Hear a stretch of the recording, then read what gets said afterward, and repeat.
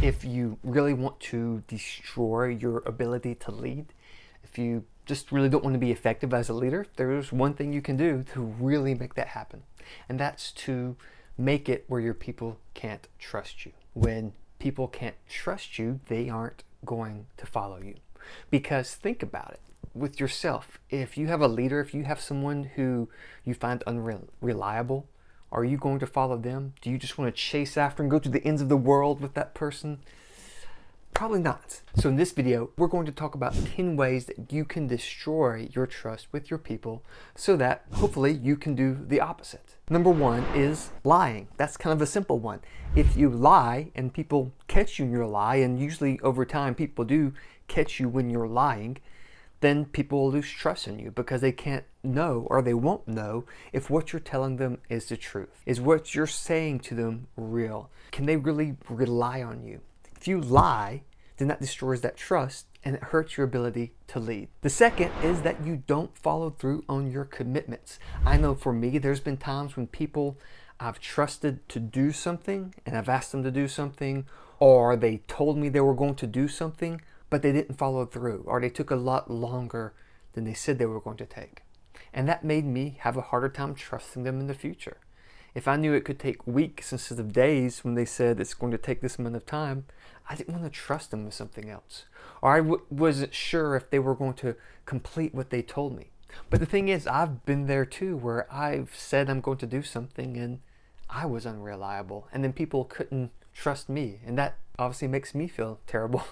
That I've been that way before. And that's something I hope to not do again, and hope that's your hope too. Third is cutting corners. Now sometimes cutting corners just seem like an easy thing to do, quickly get something, but when you're cheating something, when you're going around doing what you should do, what's right, it's going to come to bite you in the end. Whether it's just through the trust with other people, or they're relying on you as a leader, or even legal or other moral, ethical things that could come from that being unethical. Don't cut corners, just do the right thing, even when it's hard, and that builds integrity in yourself where people can trust you, your employees, your customers, your suppliers, everybody, because they know you do what's right even when it's hard. So don't cut corners. Fourth is hiding information. Sometimes leaders hide information for different reasons. They might do it because it's a power thing. They feel like they are in control and they see the knowledge and information as a source of power for themselves, and they keep it so that they can control it. And so they feel so smart or so powerful or so whatever that word I can't think of is. They feel that way, so they hide information. Sometimes it's a lack of trust in them toward their people. They don't trust that their people can handle the information. And because they show a lack of trust to people, that lack of trust comes back to them. And the thing is, when you don't share information that should be shared or that can be shared, it builds distrust, period. Especially if there's some negative things going on in the company or with you. When you don't share the information, people usually talk, but it's usually negative. And they usually assume the negative. It's just kind of how we are as humans. We assume the negative. So when you don't say something, guess what? They will say something. It just won't be the right thing. And again, you hurt that trust with your people. So you want to be a person who shares as much information as possible, because that shows trust to them and that builds trust back to you.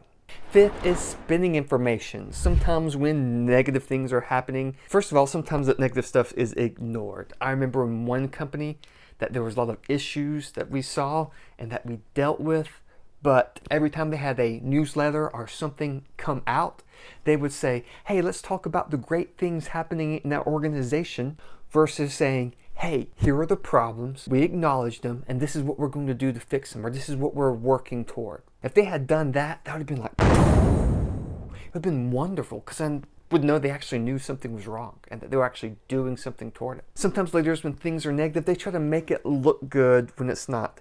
Hey, we're laying off half the employees at the company, but it's a good thing because. Don't spin it. Be real. Tell the truth, and people respect that. When you spin it, it makes you look fake, and it can hurt your trust with people. 6, hiding your mistakes or blaming others for your mistakes is a great way to destroy trust. Because here's the thing, first of all, when you make a mistake, generally people see that mistake. They know you've made that mistake. They see it. And when you lie or try to pretend it didn't happen and we're like, yeah, nothing happened, I'm all good, people know it's fake and they don't trust you anymore because you're lying about it. When you are honest and open about your mistakes, that builds trust, and it also teaches people that it's okay to make mistakes and that we're just about learning from them. But even worse, when you blame people for the mistakes you make or just for your team, because as a leader, you're responsible of everything. So when you blame, that first of all makes you look like a weak leader because you are being a weak leader, but it also hurts that trust because, again, you're blaming and not taking responsibility, and people won't trust you as much because of that, which again hurts your effectiveness as a leader. Number 7, using bureaucratic rules to control people. Now, there are a couple good reasons to have policies and things in your organization, such as for safety reasons, or for legal reasons, or because it actually makes people more productive. But that's often not why people make policies. They usually do it for 2 reasons. The first being is it's a passive-aggressive way to deal with people problems. Someone does something they shouldn't do, so instead of dealing with that person, they just make a new blanket rule that affects and hurts everybody's productivity to, in a sense, control people, to make sure people don't do it. I remember in one place I worked, a certain department was caught watching Netflix when they weren't supposed to. And maybe they did something and talked with them, I'm not sure. But what they did do was just block Netflix for everybody. But sometimes people may, during their lunch, want to watch Netflix. And if it wasn't a bandwidth issue, if it wasn't a problem before and people were okay with that, then it was wrong to ban it for everybody because of those few people's actions. You deal with those people versus everybody. The second reason people create bureaucratic controls, that's a really not good reason, is they don't trust their people and they do it to control them. They want to control what they do, so they make all these policies to make sure they do what they're supposed to do, and then they go out there to make sure make sure they're following the checklist. Those things are not effective. And when you do that, you hurt trust with people and you demotivate people, and you're not going to be an effective leader. So don't do that. Number 8, serving yourself over your team. Patrick Lencioni, in his book, The Motive, said there's really 2 motives that we can have when it comes to leadership. The first being a selfish one. You see, many leaders see leadership about themselves. They may see it as a reward for all their hard work. This is my right. This is my reward. And they think they earned it, so it's about them. And then they do what's comfortable, what they like, because now when they're in that leadership position. Sometimes it's just for the perks, for the money. They want to be able to boss people around. Maybe they get that special parking spot. And sometimes our society sees that as the way leadership is. You get those special perks. That's what leadership's about. But it's not. It's not about you. The second motive is service. You're about serving your team. You're about serving your mission. You're about serving your team to accomplish the mission. It's not about you.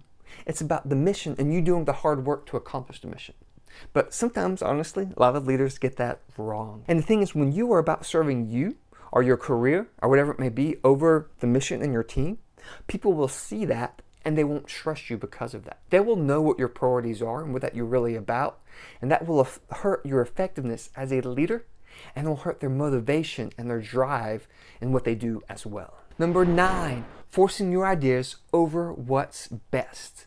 Sometimes leaders think that they know what's best because they're the leader, and that's just false, obviously, because you don't always have the right information. Especially the further you go up, the more detached you are from what's happening. And sometimes the decisions you make can be the wrong if you're not listening to other people's inputs. And the truth is, you don't always have the best idea. Sometimes other people do.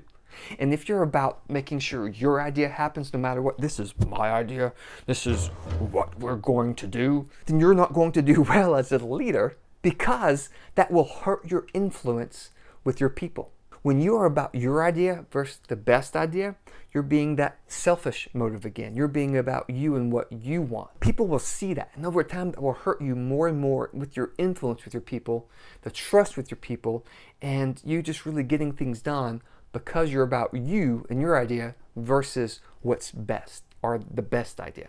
Number 10, you take all the credit. Good leaders, when things go wrong, they take responsibility. They take the blame and they work to fix it. They don't cast blame. They don't look at somebody else. They look at themselves, see what they can do differently to make sure in the future what needs to happen happens. When things go well, they don't look at themselves, they look at others outside them and pass the credit. They pass the credit to their team. They pass the credit to other departments, whatever it may be, they pass the credit to others. Not so great leaders actually do the opposite. When things go wrong, not so great leaders blame other people.